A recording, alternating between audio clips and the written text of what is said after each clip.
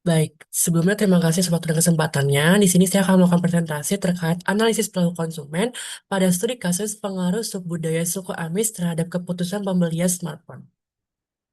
Baik, untuk latar belakang kasus sendiri, sebuah perusahaan elektronik meluncurkan smartphone baru dengan strategi promosi yang mengandalkan iklan digital, media sosial, dan influencer marketing.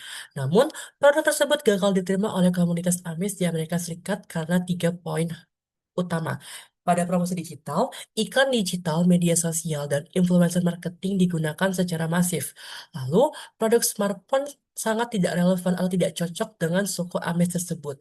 Lalu, pada suku Amis sendiri, mereka menolak karena tidak sesuai dengan nilai dan budaya yang mereka anut. Pertanyaan utama, mengapa komunitas Amis menolak smartphone meskipun produk tersebut memiliki teknologi yang canggih? Baik, di sini yang perlu diperhatikan adalah memahami terhadap konsep dasar budaya dan subbudaya itu sendiri, di mana budaya merupakan seperangkat nilai, keyakinan, norma, dan kebiasaan yang memengaruhi perilaku konsumen secara menyeluruh dalam suatu masyarakat. Sedangkan subbudaya adalah kelompok budaya yang memiliki karakteristik, nilai, dan pola perilaku berbeda dari budaya utama masyarakat. Contoh subbudaya itu meliputi kelompok berbasis agama, etnis, wilayah geografis, dan kelompok sosial tertentu.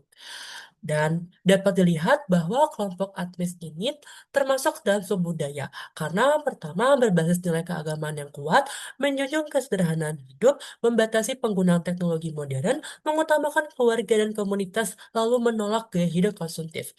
Jika dilakukan perbandingan, dapat dilihat bahwa suku Amis melakukan eh, pembatasan diri terhadap internet, smartphone, kendaraan modern, dan sangat selected terhadap teknologi tinggi. Sehingga dapat dikategorikan bahwa kelompok Amis termasuk ke dalam subbudaya itu sendiri. Lalu, di sini ada pengaruh budaya terhadap keputusan pembelian.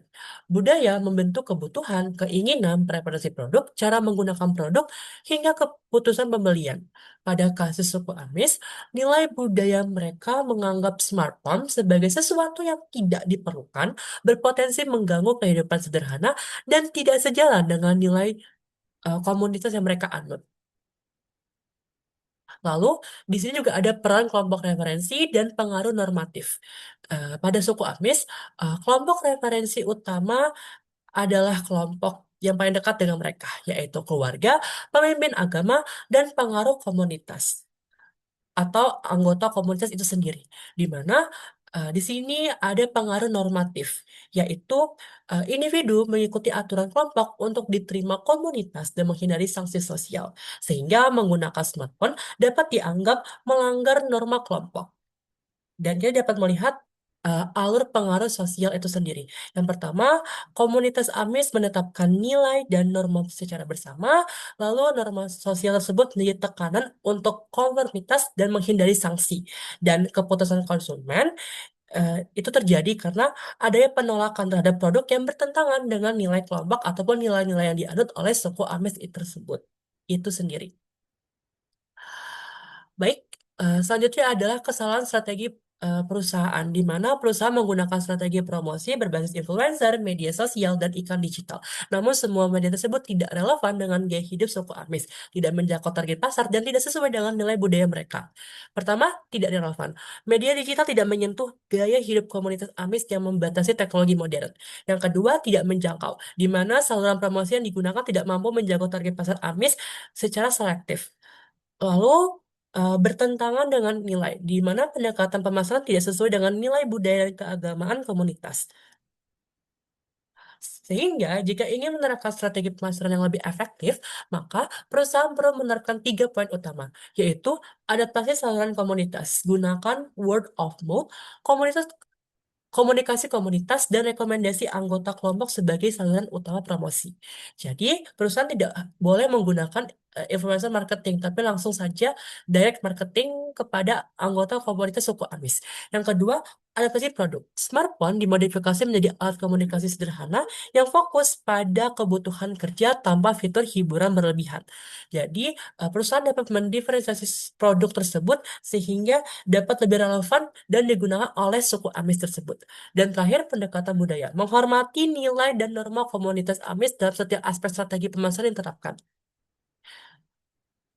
Pentingnya memahami budaya konsumen. Kenapa penting? Karena budaya mempengaruhi cara berpikir konsumen, cara memilih produk, respon terhadap promosi, dan loyalitas terhadap merek. Tanpa pemahaman budaya, resiko kegagalan sangat besar. Resiko tersebut termasuk terhadap produk tidak relevan bagi konsumen, kampanye pemasaran gagal total, pemborosan biaya promosi, dan penolakan dari konsumen target tersebut.